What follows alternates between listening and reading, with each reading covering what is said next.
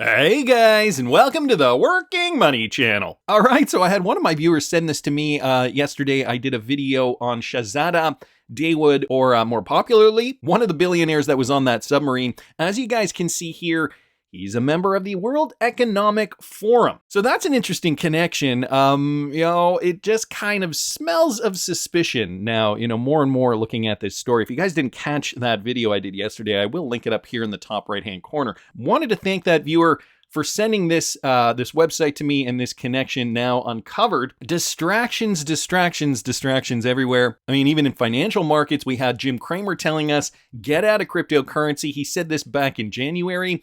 Now Bitcoin is up 75%. This from Altcoin Daily here on Twitter. We can see Bitcoin is, hanging on up there, trying to get up above that $30,000 level. As of the time of this recording, we're seeing Bitcoin trading at about $30,800 per coin. And Jim Cramer was saying this, when was he saying it? Back in January, you say? So in and around here, of course, when everybody was spooked after the FTX collapse, this is essentially when the market did bottom out. And, if it was the first, let's say the first quarter of January, moving it up today, we're actually now closer to 80% up. So Bitcoin up almost 80%. Of course, we've been getting a lot of positive news. Michael Branch posting this on Twitter from Mark Yusko. He says a crypto rally is just getting started, and he predicts a speculative blow-off is coming, guys. Here is the timeline, even giving us a timeline here. Morgan Creek Capital founder, CIO Mark Yusko says that Bitcoin and the crypto markets have now entered bull territory. So note what he's saying there, Bitcoin and the crypto markets. As we know, at least with regards to the spec market, all the other altcoins are going to be following Bitcoin. In this new CNBC interview, Yusko says that Bitcoin and the crypto markets are in the early stages of a fresh bull market that could last until next year, when Bitcoin goes through its halving event. So the Bitcoin halving, I believe, is scheduled for April, somewhere in April 2024. He says this, I think the rally is just beginning. We just entered what's called the seasonal period of crypto summer. There's this 4-year cycle around something called the halvening, which is where the block rewards for the Bitcoin change every 4 years. That causes a period of accumulation that goes into that, and that event is going to occur in April. So the last one we had was May of 2020. And the one before that, I believe, was in 2016. Well, guys, this one's going to be occurring in April of 2024. And, even just bringing us back to May, I believe it was May 2020 was the last one. There was a lot of hype surrounding the halvening at that point in time. And I think it was in and around here, right after the beer flu, and then we really just saw Bitcoin shoot up after that. I just wanted to be sure on this. Yeah, the third halving happened in May of 2020. And the one before that, 2016, the one before that, 2012, and now we're estimating this one to be sometime in April of 2024. So yeah, last Bitcoin halving happened here. After that, the market really just took off. Let's just take a look at one more historical halving, July of 2016. Let's go back here on the chart, and July of 2016 would have brought us in and around, where would that have been? July 2016, in and around here. Okay, so you guys can see we did bottom out. The market did bottom out in 2015, double bottomed here. Then we started the ascent. But after that halving did occur, we did see that parabolic move for Bitcoin. So we were in and around here, down, let's call it down about 32% from the all-time high at that point. Back in May, we would see it down around 32-ish% since that point. Okay, that's interesting. That's an interesting little metric there. So when could we possibly see the halvening occur here? Let's just take a look at when it could occur. Where will Bitcoin price be at that point in time? Well, it's not going to happen until April 2024. But at that point, we would see Bitcoin up, if all my calculations are correct here, up near 46,100 per coin. So get into your altcoin positions, guys, and diversify. These are things that I talk about with my patrons on my Patreon. It's patreon.com/workingmoneychannel. And on my Patreon, it's only $5 a month. I am going to be outlining my trades, the coins that I'm going to be diversifying into. It's going to be a list of about 10 to 15 coins. A lot of those positions have already been set, but even now you can still get in at lower prices than when I got in at back in May. I'm trying a no-frills approach, guys. Nothing too technical. We're really just trying to see how much money we can make in this coming bull run. So, if you wait until April 2024, it's going to be too late. Back to Mark Yusko here. He's saying, after the halving event, that's when we're going to see that blow off top. Yusko is also reiterating what he believes is the top use case of Bitcoin. According to the Morgan Creek Capital executive, Bitcoin is poised to replace gold as the base layer of money. So, I mean, I gotta say, that's an interesting concept as well. We recently had Larry Fink of BlackRock talk about Bitcoin and the interest that some of those institutional investors are showing the BlackRock organization. Show this to your skeptics, Bitcoin and crypto, and this is just a start, which is always Bitcoin. Then alts will come next. While Bitcoin and altcoins, they are kind of two in the same. You get into Bitcoin, you're exposed to crypto, and altcoins are just another variation, right? A diversification into the crypto asset class. Guys, here's what Larry Fink had to say just the other day. The hits on BlackRock's on our website was 3,000 on COVID, 3,000 hits on a monetary policy, and 600,000 hits on Bitcoin. So what that tells you is Bitcoin has caught the attention and the imagination of many people. Many people are fascinated about it. Many people are excited about it. And many people are going to be getting into it as well, guys. Another clip here from Documenting Bitcoin, discussing how BlackRock just recently applied for that Bitcoin ETF. Listen to this. Overall ETF maven here, we have seen a spate of new Bitcoin ETF offerings recently, including from BlackRock. Even though everybody knows the SEC and Gary Gensler is completely hostile to the idea, and everybody said, well, they're going to say no to a Bitcoin ETF, just like they said no to everybody else. But I'm wondering why now? What does BlackRock think they're going to get out of this effort? You can't get away from your favorite subject here, can you? People ask me about it, and I don't have an easy answer for it. I always think I'm missing something here. I think you're right. I think your sniffer you think usually I'm missing is something? No. I think you're onto something. I think your sniffer is always really pretty good, Bob. If BlackRock all of a sudden has filed for a Bitcoin ETF that's not futures based, it's spot Bitcoin, right. Okay? And Gensler said, no way, that's not going to happen.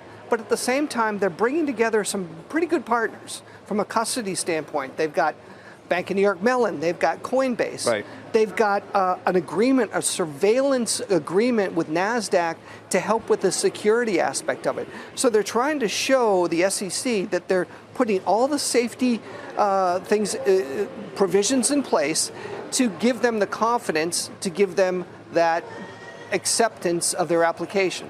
I think the big thing we know is Gensler said, we're not going to do anything there unless we have the exchanges regulated, and Coinbase is not regulated. But that's my question. Do you think this is going to change their mind? I can't without the clear regulatory authority, and they're not getting a bill through Congress. So now he's just resorted to essentially suing everybody. He's trying to regulate essentially by filing complaints. Yeah. I don't see how this changes. If anybody can get it done, would you bet against BlackRock? No. You know, they're the behemoth, right? They're the. That's why I'm thinking. I still don't quite get. Yeah. I don't. How are they going to change his mind? I mean, if they can partner with Coinbase and say, look, you agree to get regulated. Now, I'm just going to stop it right there for a second. Partner with Coinbase? Well, BlackRock has already partnered with Coinbase. I don't know if these guys know that or not. Coinbase, selected by BlackRock, provide Aladdin clients access to crypto trading and custody via Coinbase Prime. Guys, this came out last year in August of 2022. So, I mean, there are already moves happening behind the scenes, which kind of just brings me to the conclusion that, yeah, it's a bit of a show, and this is how, in fact, crypto is going to become a legitimate asset class in the United States through these specific avenues. And as you guys notice, as soon as BlackRock decided to go about and file, all these other major institutions filed alongside. What would that do to your business? Imagine institutional investments, just 1% allocation to Coinbase, and what that would mean. We're talking about a lot of money. Yeah. So there are a lot of people like you that are saying, is this finally the time? Is it going to happen? We're going to follow this very carefully, folks, because, again, they're not going to waste their time.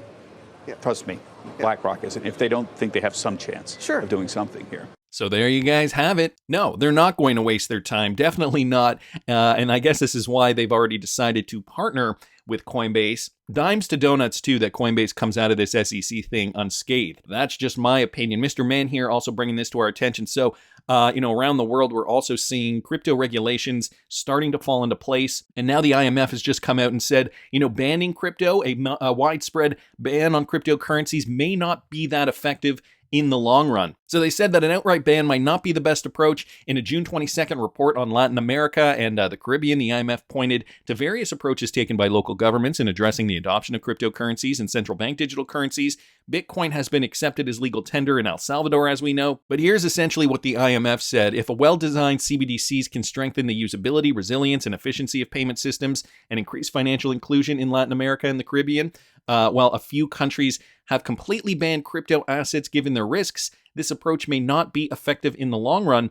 The region should instead focus on addressing the drivers of crypto demand, including citizens' unmet digital payment needs, and on improving transparency by recording crypto asset transactions in national statistics. So if you can't beat them, you might as well join them. And I think that, Gary Gensler is, deciding to go about it in the same way. Instead of attacking specific cryptocurrencies, well, now they realize they got to go after the exchanges and regulate the heck out of the exchanges. This is why Binance, too, we're seeing Binance pulling out of so many countries right now because of the regulation. However, guys, there are so many other options for us for trading. But anyway, this is how they're going about it. They are realizing that, there are going to be certain cryptocurrencies that solve problems. XRP obviously being one of them. We recently got this news here from Wrath of Kahneman. NPCI, Bharat Bill Pay with Federal Bank and Lulu Exchange. Both Ripple users have launched cross-border inward bill payments for Indian expats in Bahrain. So guys, this is what's happening in Southeast Asia. They just launched this service and it marks a significant milestone in India's digital payment landscape, offering a much-needed solution for Indian expats who until now had to depend on conventional methods to pay their domestic utility bills. NRIs can now leverage the robust platform by Bharat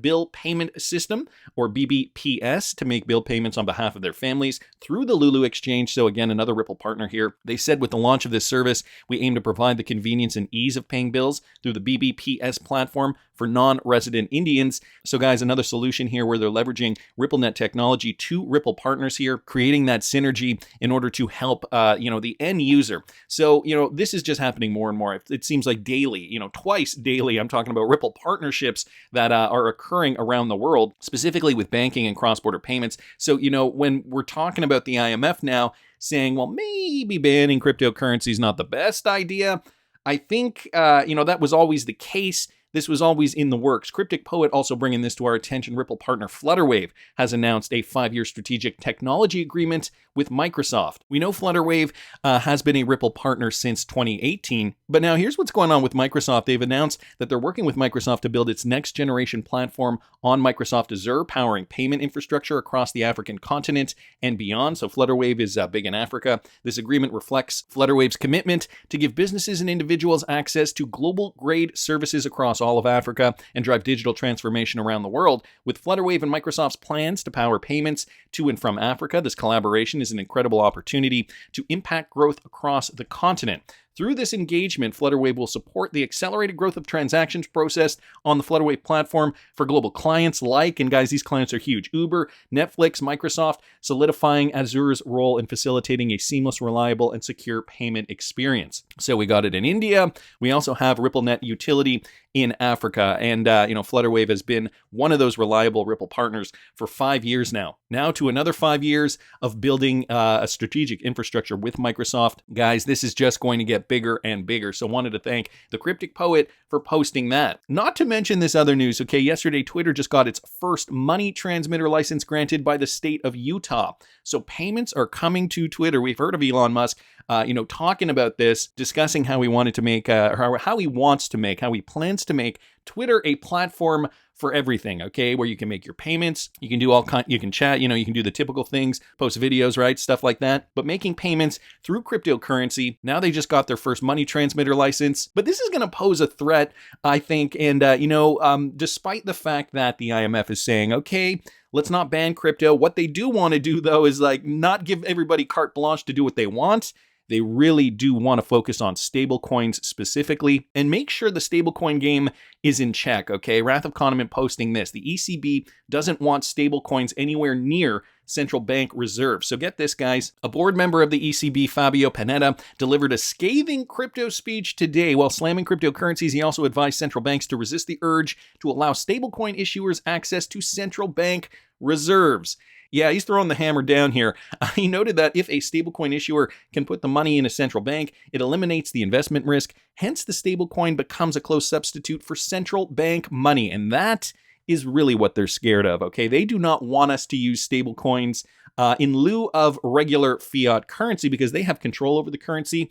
And so, if there's a one-to-one stablecoin connected to a fiat and we decide, no, we're not going to use the fiat, we're going to use the stablecoin instead, that means that the central banks lose power over us. A stablecoin could displace sovereign money by using a large customer network of big tech, yada yada. In the US, the Treasury has acknowledged the potential for central bank deposits to provide the safest asset backing, and the current draft US stablecoin bill allows for it, so Congress might remove the ability of federal agencies to block it. Then Panetta referenced the USDC stablecoin issuer Circle's previous attempt to access central bank money by creating a bespoke money market fund with BlackRock. As we previously reported in depth, the Federal Reserve closed that particular door, but Circle has repeatedly lobbied for central bank account access. Now again, let's not forget USDC, and this is actually just recent news here. USDC can run on the Stellar network. Jeremy Allaire brought this up yesterday. Stellar has unlocked wallets and on and off ramps on a massive scale internationally. This provides a superb, fast, inexpensive way to move USDC globally